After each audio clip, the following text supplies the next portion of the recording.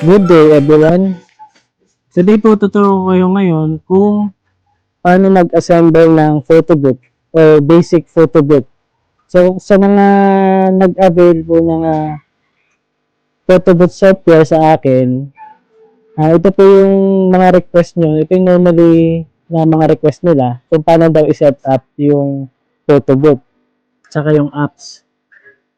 Sabi ko, basic lang kasi itong tutorial na to kaya hindi ko na ito ginagawa. So, dahil nag-request kayo, sige, gagawa natin ng tutorial. So, sa mga hindi pa nag-avail ng mga photo booth software or yung mga aspiring na photo booth owners, i-DM nyo lang ako sa TikTok tsaka sa Facebook, Post TV Tutorial.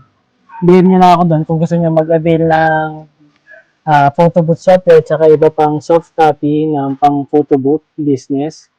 So, ito, simulan na natin yung mga kailangan nyo para magamit yung application ng photo booth. So, ano ba yung kailangan nyo pagka mag-start kayo ng photo booth?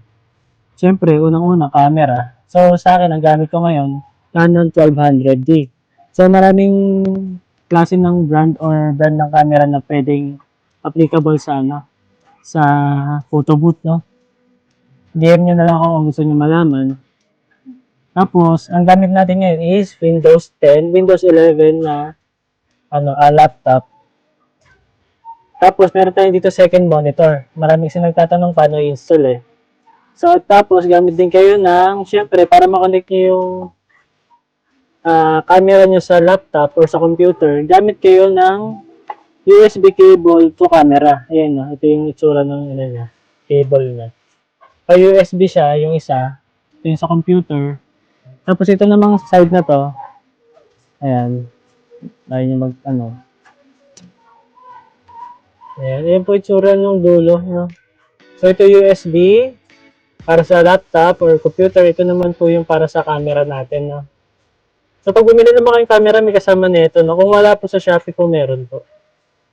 So ayan, tapos bukod dyan, syempre kailangan nyo ng HDMI. So kung yung monitor nyo, yung second monitor nyo is meron siyang HDMI. HDMI gamitin nyo, tapos HDMI din sa laptop, no? So, ito yung gamit nyo, HDMI. Kung wala naman, yung ibang laptop naman, sa ibang monitor is VGA lang yung gamit. So, sa laptop, yung isa, tapos yung sa monitor, second monitor. So, simulan na natin paano nyo ikakabit. So, kung nag-avail kayo ng DSLR boot sa akin, yung photo boot software, i-open nyo lang after nyo ma-install. Ito po siya. So, open natin. So, ito yung DSLR boot, no? Kung gusto nyo magkaroon yan, DM nyo lang po ako. Version 7 po yung gamit natin. So, ito, pagka-open nyo ng DSLR boot version 7, lagi magtatanong yan.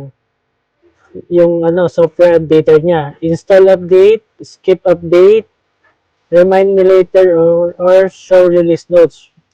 Never install or update ng software. No? Ang pipiliin nyo lang dito ay skip this update.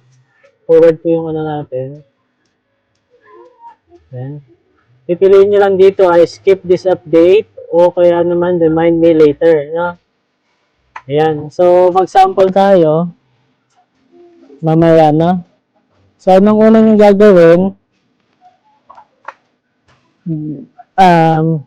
Lagay natin itong siyempre yung USB sa laptop natin, attach natin. So, pag naka-attach na yung USB natin, yung isa naman sa camera natin, no? So, dito lang siya sa gilid, no? Ayan. Diyan nyo siya ilalagay po, no? Ito. Ayan. So, pag na-attach nyo na, okay na yun. Open nyo yung inyong camera, syempre. Tapos, sige, i-manual natin, no? Ay, sige, muna tayo. Automatic lang muna. For lang naman to for tutorial. Ayan. Para makita nyo lang din.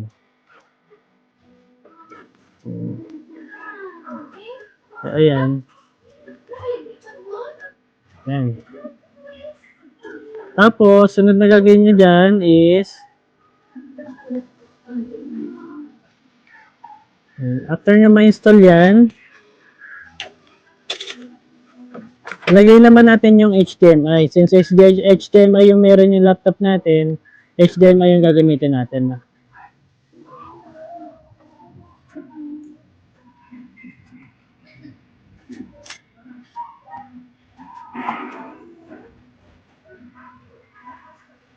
Once na makabit nyo itong pangalawa sa may second monitor nyo, mag-auto ano naman yan, auto show, no?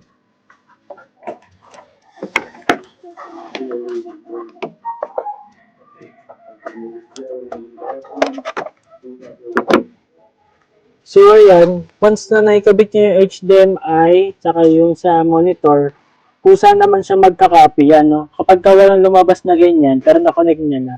Sa laptop kasi pipindutin na kayo itong F10. So, may lalabas yan, ito. May option yan na lalabas, pindutin natin F10.